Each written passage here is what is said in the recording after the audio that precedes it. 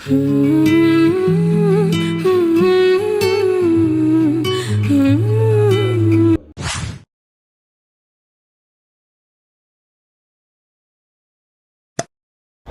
Hi. ඉතින් ඔන්න අදත් මගේ ලස්සන දවසක් එක්ක ඔයාලව මගේ vlog එකට ආදරයෙන් පිළිගන්නවා.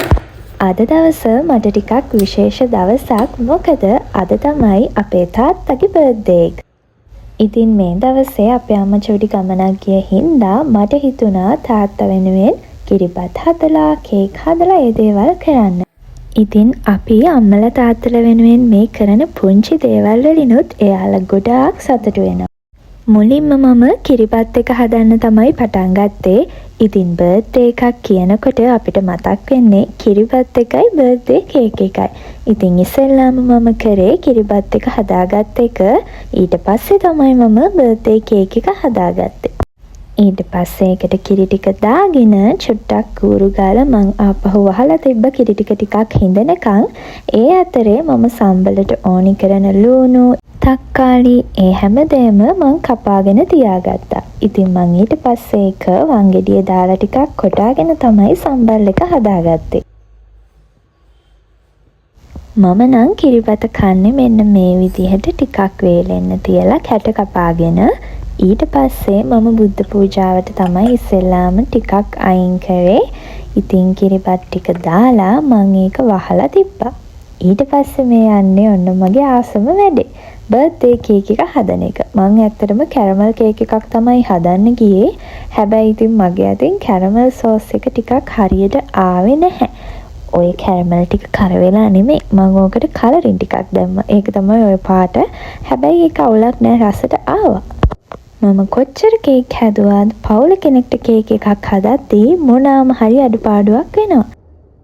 මට ඩිසයින් එකක් තිබුණේ නැහැ. මං ඉතින් නිකන් බටර් රයිසින් එකෙන් වටේ කවර් කරලා අර සෝස් එක උඩින් දැම්ම ඩ්‍රිප් එකක් වගේ වැටෙන්න. ඊට පස්සේ ඉතින් කජු ටිකකින් තමයි මං උඩ සරසගත්තේ. ඊට පස්සේ හැපි බර්ත්ඩේ ටොපර් එකක් ගැහුවා. චූටි කේක් එකක් තමයි හැදුවේ. මොකද මයි තාත්තයි විතරනේ දා හිටියේ. ඉතින් ඕක ගොඩාක් දෙනෙක් කන්න එන්නේ නැති හින්දා මම හිතුවා මේ ප්‍රමාණය ඇති කියලා. ඉතින් ගෙදර මයිගේ බර්ත්ඩේ වලට තමන්ගේ අතින්ම කේක් හදනවා කියන්නේ ඒක වෙනමම සතුටක්. ඉතින් මම මොන කේක් එක කාට හැදුවත් මට හැම වෙලේම හිතෙන්නේ මේක අද කාටද යන්නේ? එයා මේක දැක්කම කොහොම සතුටු වෙයිද? අන්න ඒ වගේ දේවල්. දැන් මම මේ කරන්නේ කේක් එකේ උඩින් දාන්න ඕනි කජු ටික චූටියට කපා ගන්න එක. ඉතින් මේ විදිහට චූටි කෑලි වලට කපාගෙන කේක් එක උඩින් දැම්ම. ඒක ඇත්තටම ලස්සනට ආවා.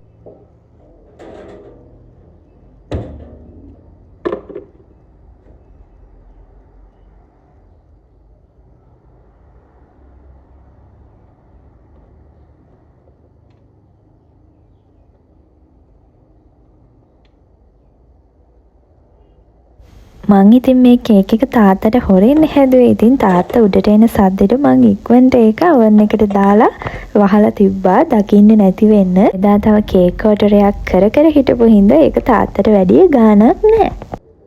ඊට පස්සේ වැඩ ටික ඔක්කොම ඉවර කරලා මම පහන තියන්න තමයි ගියේ.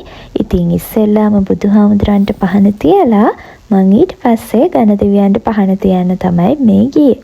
ඉතින් ඒ දේවලුත් මම කරලා මම ඉක්මනට ටවුන් යන ලෑස්ති වුණා. මේ තියෙන මගේ ගණදෙවි පිරිමි ලස්සනයි නේද ඒක? ඉතින් ගණදෙවියන්ටයි බුදුහාමුදුරන්ටයි පහන තියලා මං ගියේ ඊට පස්සේ ගිලම්පස හදන්න. මොකද තාත්තට පන්සල් යන්න ඕනි කිව්ව හින්දා මං ඒ දේවල් ටිකත් ලෑස්ති කරා. ඊට පස්සේ මම ඇඳගෙන ඇවිල්ලා දඩි පිටි කාලා කෑවා. මොකද මම ටවුන් එකට ගිහිල්ලා මට තිබුණා බඩු ටිකක් ගන්න. ඒ ටික ගන්න. ඉතින් කාලා බීලා මම යන්න තමයි යන්නේ. ඉතින් එදා කේක් එකක් ඩෙලිවරි කරන්න තිබුණත් හින්දා මම ඒ කේක් එකත් උස්සන් තමයි ටවුන් එකට ගියේ. ඔන්න ඉතින් කේක් කඩේටත් ආවා. ඉතින් මේ හැමදේම බැලුවට මම එකක්වත් ගත්තේ නැහැ. මම එදා ගියේ කේක් බොක්ස් ටිකක් ගන්න. මොකද මගේ ඒ ටික ඉවර වෙලා තිබුණ හින්දා. ඊට පස්සේ ගෙදර ඇවිල්ලා මං ඉක්මනට කේක් එක කපන්න ලෑස්ති කරා. ඉතින් තාත්තා දැනන් හිටියේ නැහැ. ඉතින් මෙන්න මේ විදිහට තමයි මං ඒ ටික ලෑස්ති කරේ. එක කේක් එකක් නම් තාත්තගේ යාළුවෙක් තමයි ගෙනල්ලා දුන්නේ. ඉතින් බලන්නක තාත්තගේ සතුට. තමන්නේ 63ට මං Happy birthday to ඉතින් මේ vlog එක මෙතනින් ඉවර වෙනවා. එහෙනම් තව ලස්සන දවසක ලස්සන වීඩියෝ එකකින් හම්බෙමු. bye bye.